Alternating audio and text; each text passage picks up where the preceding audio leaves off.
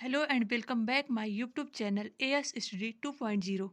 Friends, आज हम आपके लिए जनरल स्टडीज के टॉप 35 क्वेश्चंस लेकर आए हैं।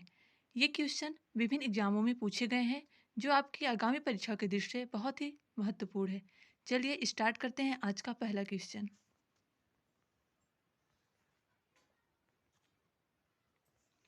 पहला क्वेश्चन है, भारतीय कृषि अनुसंधान परिषद की स्थापना हुई। इसके ऑप्शंस हैं 1909 में, 1919 में, 1929 में। ऑप्शन डी है 1939 में। फ्रेंड्स, इसका राइट आंसर हो जाएगा ऑप्शन सी 1929 में। 16 जुलाई 1929 में भारतीय कृषि अनुसंधान परिषद की स्थापना की गई।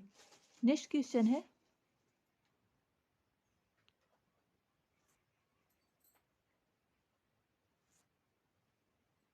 धान में खैरा बीमारी का कारण है। इसके ऑप्शंस हैं जस्ते की कमी, फफूंद का प्रकोप, क्षारीयता, मैग्नीशियम की कमी। इसका राइट आंसर हो जाएगा ऑप्शन ए, जस्ते की कमी से धान में खैरा रोग होता है। खैरा रोग के कारण धान की जो पत्तियां होती हैं वो पीली पड़ जाती हैं। अगला क्वेश्चन है हमारा, तेजाब वर्षा एसिड रेन पर्यावरण में निम्न प्रदूषण से होती है। आपको बताना है कि एसिड रेन किसके कारण होती है। इसके ऑप्शंस हैं, ऑप्शन ए कार्बन मोनोऑक्साइड एवं कार्बन डाइऑक्साइड, कार्बन डाइऑक्साइड एवं नाइट्रोजन, ओजोन तथा कार्बन डाइऑक्साइड, नाइट्रस ऑक्साइड एवं सल्फर डाइऑक्साइड। इसका राइट आंसर हो जाएगा ऑप्शन डी, नाइट्रस ऑक्साइड एवं सल्फर डाइऑक्साइड के कारण एसिड रेन होता है। इससे पेड़ पौधे, मछलियां, मकान, स्मारक की भारी मात्रा में क्षति होती है। नेक्स्ट क्वेश्चन है, साइमन कमीशन पहली बार भारत आया। इसके ऑप्शंस हैं 1926 में, 1928 में, 1939 में, 1942 में। इसका राइट आंसर हो जाएगा 1928 में। साइमन कमीशन का गठन 8 नवंबर 1927 में लंदन में किया गया। इसकी जो अध्यक्षता किए थे वह थे sir John Simon. Simon commission जब भारत आया 1928 में तो उसका यहाँ पर पूर्ण रूप से विरोध हुआ, क्योंकि इस कमीशन में एक भी भारतीय नहीं थे। और इसका जो उद्देश्य था साइमन कमीशन का गठन करने का, मुख्य उद्देश्य था 1919 के जो भारत शासन अधिनियम था उसके मुख्य सुधारों की जांच करना। अगला क्वेश्चन है,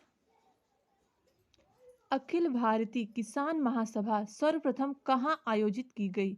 इसके ऑप्शंस हैं कोलकाता, मद्रास, लखनऊ, पटना। इसका राइट आंसर हो जाएगा ऑप्शन सी, अखिल भारतीय किसान सभा की स्थापना 11 अप्रैल 1936 में लखनऊ में की गई, जिसकी अध्यक्षता स्वामी सहजानंद सरस्वती जी ने किया। और इसके जो महासचिव बनाए गए थे वो थे एन.सी. रंगा। अगला क्वेश्चन है,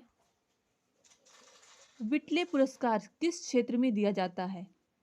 ऑप्शंस हैं शांति के क्षेत्र में, मानवाधिकार के क्षेत्र में, वन्य जीव संरक्षण, पत्रकारिता। फ्रेंड्स, इसका राइट आंसर हो जाएगा ऑप्शन सी, वन्य जीव संरक्षण। वन्य जीव संरक्षण के क्षेत्र में विटले पुरस्कार दिया जाता है। विटले पुरस्कार को ग्रीन ऑस्कर भी कहते हैं। Green Oscar.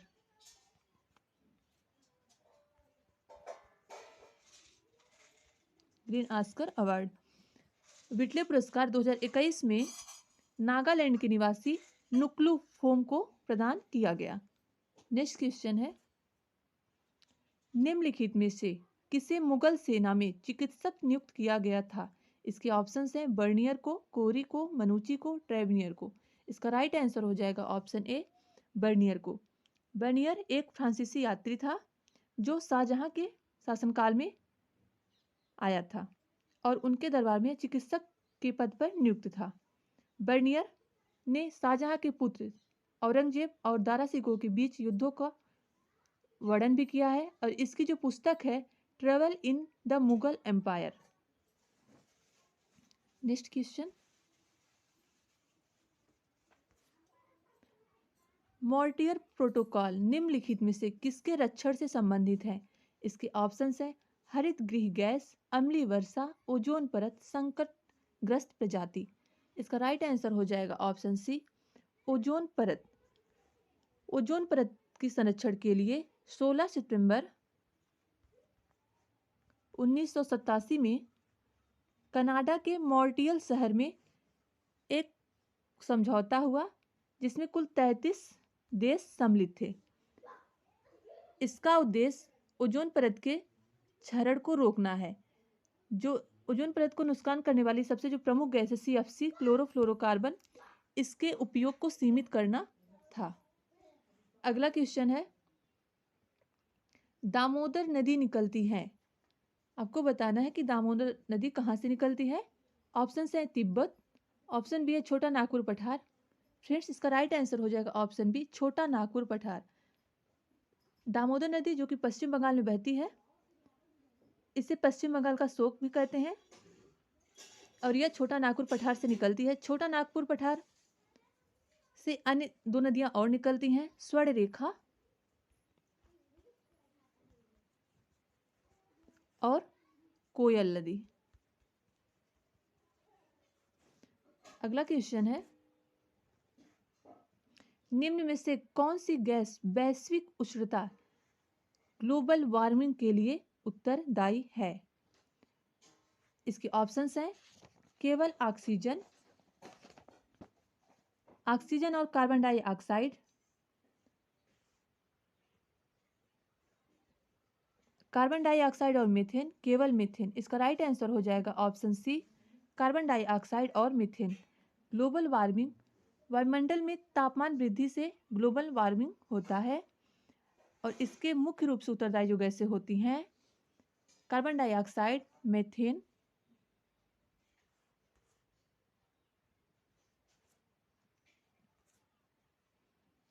वायुमंडल में उपस्थित ओजोन परत अवशोषित करती है। किस प्रकार के किरणों को ओजोन परत अवशोषित करती है? इसके ऑप्शंस हैं कॉस्मिक किरणों को, इंफ्रारेड किरणों को, अल्ट्रावायलेट किरणों को, सभी विकिरणों को। फ्रेंड्स, इसका राइट आंसर हो जाएगा ऑप्शन सी, अल्ट्रावायलेट किरणों को ओजोन परत अवशोषित करती है। ओजोन परत समताप मंडल में स्थित है। यह हमारी पृथ्वी को अल्ट्रावायलेट किरणों से सुरक्षा प्रदान करती है, इसलिए इसे पृथ्वी का सुरक्षा कवच भी कहा जाता है।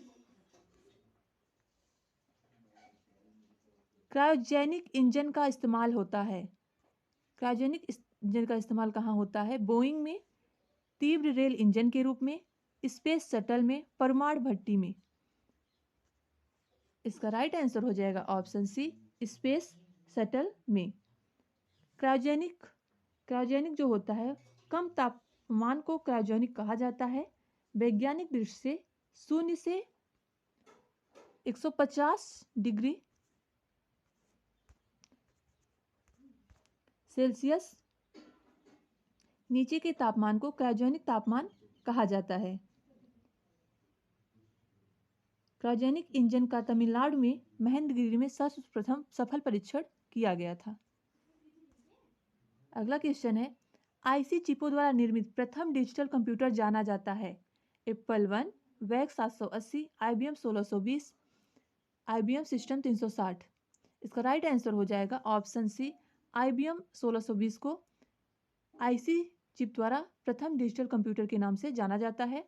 आईसी का फुल फॉर्म होता है इंटीग्रेटेड सर्किट, और IBM का फुल फॉर्म होता है international business machine. Next question है, काली मिट्टी सबसे अधिक उपयुक्त होती है। इसके ऑप्शंस हैं जूट की खेती के लिए, धान की खेती के लिए, कपास की खेती के लिए, गेहूं की खेती के लिए। इसका राइट आंसर हो जाएगा ऑप्शन बी, ऑप्शन सी, धान की खेती के लिए सबसे उपयुक्त हो। काली मिट्टी प्रमुख रूप से कपास की खेती के लिए उपयुक्त होती है। काली मिट्टी को रेगुर मिट्टी और ट्रॉपिकल ब्लैक के नाम से भी जाने जाते हैं। इसमें चूना, कैल्शियम, पोटास और एल्युमिनियम की प्रधानता होती है। यह भारत के 15.2% भाग पर पाई जाती है। नेक्स्ट क्वेश्चन, फल पकाने में सहायक हार्मोन है जिब्रेलिन, मार्फटिन, एथिलीन, आईबीए। इसका राइट आंसर हो जाएगा ऑप्शन सी, एथिलीन। एथिलीन जो होता है वह फल पकाने में सहायक होता है और जिब्रेलिन जो हार्मोन होता है वह वृद्धि के जिम्मेदार में है। फसल लॉगिंग विधि है। इसके ऑप्शंस हैं भूमि उर्वरता मूल्यांकन की, फलों उत्पादन के लिए पोषक तत्वों की आवश्यकता जानने के लिए विश्लेषण, फसलों के नुकसान को जानने की, उर्वरकों की उपयोगिता के परीक्षण की। इसका राइट आंसर हो जाएगा ऑप्शन बी, फसल लॉगिंग विधि जो होती है वह फलों उत्पादन के लिए पोषक तत्वों की आवश्यकता जानने के लिए एवं पौधों का विश्लेषण करने के लिए प्रयोग की जाती है। अगला क्वेश्चन है, धान के खेत से निकलने वाली गैस है। इसके ऑप्शंस हैं इथेन, मीथेन, नाइट्रोजन, उपरोक्त सभी। इसका राइट आंसर हो जाएगा ऑप्शन बी, मीथेन। धान के खेत में मीथेन गैस की अधिकता होती है। धान का खेत जो होता है एक कृत्रिम पारिस्थितिकी तंत्र का उदाहरण है। लैंगिक जनन से आनुवंशिक विचरण कैसे होता है? इसके ऑप्शंस हैं जीन के सम्मिश्रण से, क्रोमोसोम में बदलाव से, जीन के मिश्रण से। इसका राइट आंसर हो जाएगा ऑप्शन डी, उपरोक्त सभी। लैंगिक जनन से आनुवंशिक विचरण यानी एक पीढ़ी से दूसरे पीढ़ी में आनुवंशिक गुणों का हस्तांतरण जीन के सम्मिश्रण से, क्रोमोसोम के बदलाव से और जीन के मिश्रण से भी होता है। अगला क्वेश्चन है, जीनेटिक्स निम्नलिखित में से किसका अध्ययन है? इसके ऑप्शंस हैं मेंडल का नियम, जैव विकास, डीएनए संरचना और आनुवंशिकता एवं विचरण। इसका राइट आंसर है ऑप्शन डी, जेनेटिक्स आनुवंशिकता एवं विचरण का अध्ययन होता है। हाइड्रोफाइट, हाइड्रोफाइट क्या है बताना है आपको। यह एक समुद्री जंतु है, एक जलीय पौधा है, पौधे का एक रोग है, एक जड़ रहित पौधा है। हाइड्रोफाइट जो होते हैं वह एक जलीय पौधा होता है।